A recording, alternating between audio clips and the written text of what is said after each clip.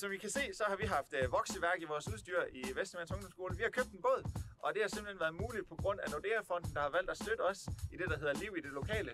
Så det er vi rigtig glade for, at vi kan komme ud og bruge den her sammen med de unge i Vesthimmerlands Ungdomsskole. Med vores nye båd, så kan vi komme ud og sejle på fjorden, hvor det enten bare er en ribbådstur, hvor der er fart over feltet. Vi kan også tage det stille og roligt og komme ud på en fisketur, tage en sejltur til Livø, rundt om Livø. Forhåbentlig ser vi nogle sæler. Vi kan også gøre det meget actionpræget, så vi kan sætte bananen efter, og der kan sidde en 5-6 stykker derude på at have en mega fed og vild tur efter den her ribbåd. Den giver os så mange nye muligheder for at opleve fjorden i Vesthimmerlands Kommune. Er I klar, eller hvad?